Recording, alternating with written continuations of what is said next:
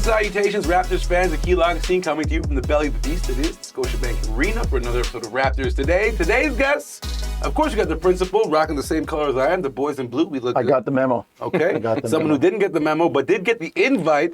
E60, as I like to call him, Eric Smith. You look good, buddy. It's blue. It's just not baby blue. It's not, okay, you're not repping for Man City like I am today. But let's jump into the Toronto Raptors because the story's been some tight games. Obviously, the overtime loss, but then a matchup with the Denver Nuggets a year removed from a title. A very different roster. And this Toronto Raptors team looked good quarters 1 through 4.5 offensively. I want to get your impressions of that game first off. E. Jonesy knows this line well. Woulda, coulda, shoulda. Yeah. The Raptors should be right now 4-4 with 2 victories over the Denver Nuggets. 10-point lead at Scotiabank Arena with just over 2 minutes to go. Jamal Murray ties it, sends it to overtime. 8 with a minute and a half. 8 with a minute and a half. And then last night, up 11 with about 5.5 minutes to go. Granted, 5.5 is still basically half a quarter. Yeah. But that was a game, to your point, Akil, where the Raptors looked damn good for 3.5 quarters. And then kind of unfortunately, whether it be young mistakes, rookie mistakes, et cetera, just a learning team, frittered it away and lose again. Raptors are much better than what their record is. But at the end of the day, the record is what the record is.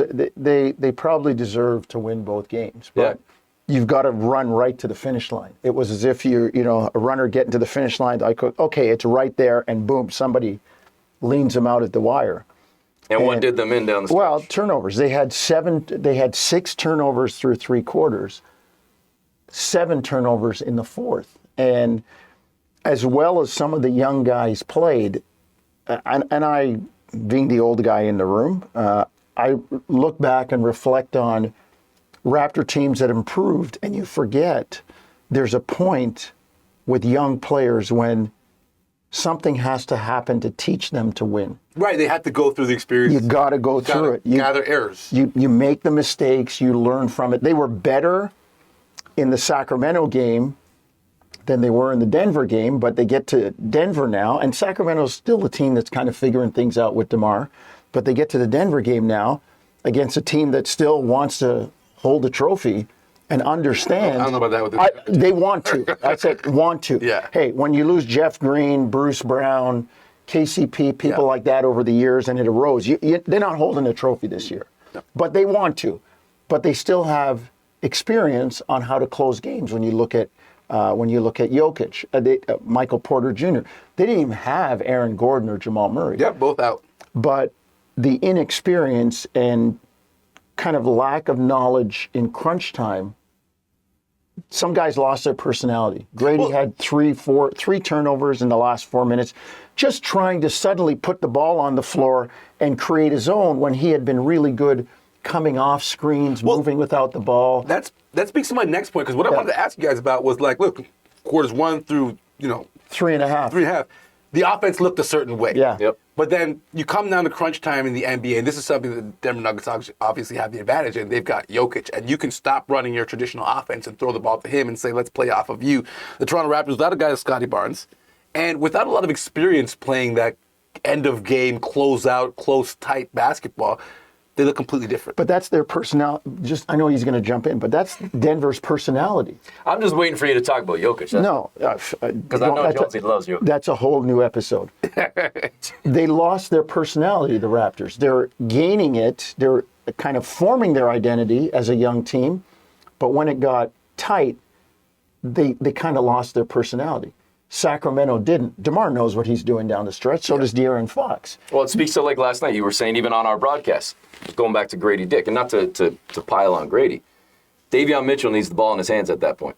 That's not up to Grady to necessarily try and make something happen, facilitate. You know your role. Run your offense, like you were saying. Let Davion Mitchell run the offense, right? And I would say from a Denver perspective, especially, I think you're probably going to ask about that last shot or the last possession. That was the next place to go. Before we get too much into the Denver perspective, let's talk about end-of-game execution for the Toronto Raptors. Because, we talk about turnovers at the end of quarters, halves, end of games, but we also talk about shot selection. And RJ Barrett obviously is the guy that's getting the shots.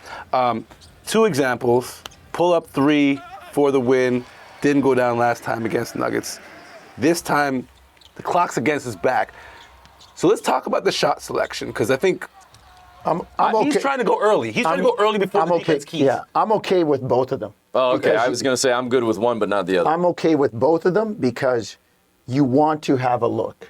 You want to have a shot at the hoop. No empty possessions. As tough as the second one was, it had a better chance of going down than the first one. Yeah. And I was okay with the first one. Now, you're different. I didn't like the first one because Why? I thought there was too much time on the clock with nobody underneath. So if there was somebody down there with a chance to either maybe tip a rebound, grab a rebound, kick it back out, put it in, whatever, I didn't like a pull-up three when he needed to. I thought he could have had a chance to drive. I get what you're saying. Maybe he felt he couldn't drive. Maybe he didn't see a lane. But again, that's maybe old news now because it was over a week ago. Yeah. Last night, I didn't have a problem because I think that's what was offered to him. Foul. After he was fouled. Foul. After he was fouled. Yeah. He tried the drive. He was cut off by Westbrook. He tried again. Boom, got hit with a forearm. Refs didn't call it. And then kind of a backstep, sidestep into a three. I liked the shot, and it went about as far down as it can go without actually going down. Didn't have a problem. And that was, to me, why I said it's the old Stan Van Gundy line. Ball's halfway in the air, stop. Is this okay? Right? Balls. That's the shot. Yeah, ball's in the air, halfway. Where's everybody? Okay, are we okay with this? Because if it goes out, I don't want to hear it was a bad shot. Right. If it goes in, I don't want to hear, what a great shot. No. And that's why I said I was okay with both of them. All right, So, we'll live with it. Unfortunately for the Toronto Raptors, neither one went down. Yeah. They do sit Woulda, coulda, shoulda. That's what I said. Woulda, coulda, shoulda. Well, we would, could, and should go to break, so we will do that. But before we do that, though, are we checking in with Coach? Yep. We're checking in with Coach. Here's Darko. So, obviously, we talked a lot and we addressed the problem of turnovers. First half, we had only 4. I think we did a good job in the third quarter as well. And then in the fourth quarter, I thought that we got a little bit rattled and that we did not handle that pressure of what you need to do on the road to win the game like this and to close the game.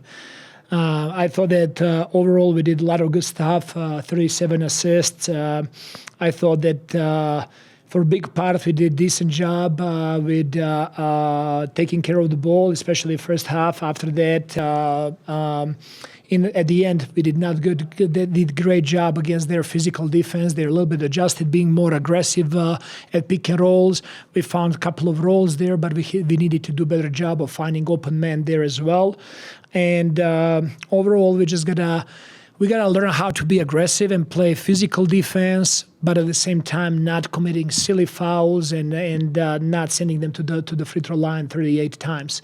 So that disparity of 38 to 18 was a big difference tonight. I think Yak did a really good job. He gave his best fight against him. Yak was getting a really good job in playing in a pocket, connecting with his teammates, being active on boards as well. I thought that overall that he played a really good game against the best player in the world. When Yak has games like this, how does that impact a guy like Grady to also kind of be able to space the floor and find his shots? I think it's helping everybody. When you have a gravity that shooting of Grady is bringing, then defense is more focused. Now it's opening up more space when you have rollers like Yak catching the ball in a pocket, and then now if they're over helping now that's going to help to get shots for shooters. So all of that is very interconnected, and as I said, 39 assists. Our guys played really hard. They shared the ball. I thought that we played a really good game tonight.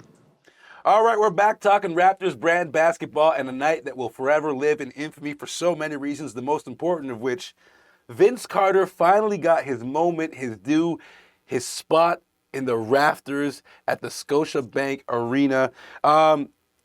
Big scope, big perspective, taking a step back. The 30-year guy, it's the 30th year. Vince has his place. How do you feel looking back on this? I think it was a no-brainer, actually. Okay. Never mind my 30 years with the team notwithstanding. The 15, 20 years watching the league before that. Yeah. And knowing that this had come to Toronto and having a full step back view, like, this is special. Like, you guys might not know it because it's new. Like a rookie coming in and being Dan Marino, being in the Super Bowl in his first year. Oh, I'll get back, and he never gets back. Like, this is special, Toronto. And I think it was also a moment where, You know, we talk about all these charter franchises that have traditions. We talk about the Lakers and the Celtics and all their championships and retired numbers and other kind of up-and-comers in that sense, like the Knicks, who don't have championships, but they have this tradition. The Heat. History. The Heat, history. Toronto's starting to build some of that too, because they do have a banner. They do have a ring. Now you do have a retired number. And I think it was an important step in franchise history. The people that wanted to support Vince were there. The noise on the outside, and I did like the way Vince addressed it, whether you like this or not, like however, you see it the way you see it. Like, I know what I did here, and that, I think, was also Vince saying, it didn't end here the way you wanted. Hey, it didn't end here the way I wanted either. Yep. There's responsibility on both sides. Exactly. Most of the blame will fall on the player because the media is obviously going to stick with the team. So I get that.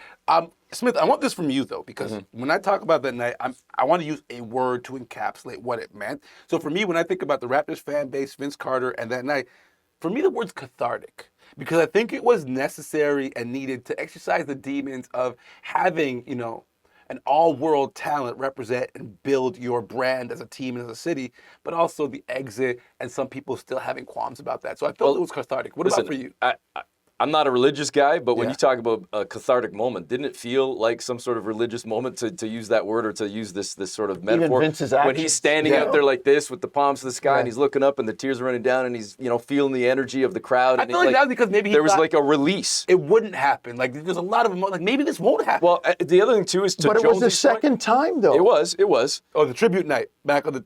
Memphis. In 2014. Yeah. But I thought, to your point, and maybe to both your points of just encapsulating that evening, just a week or less than a week ago, is what he said by saying it all goes up there, good and bad, whatever you think, whatever I think, it all goes up tonight. It's like this is sort of the penultimate moment, and whether it's negative, whether it's positive, it's all going up there. It's going to hang there forever. And I thought those were great words by Vince. Chose them well, found them well, whatever it was. The moments, obviously, with the family, I thought it was just pure, raw emotion from him, and it was a fantastic moment. It was a no-brainer. I completely agree. It had to be done. It should be done. I'm glad it was done. And I'm glad he was first. I'm cool that he's first. I'm glad he was and first.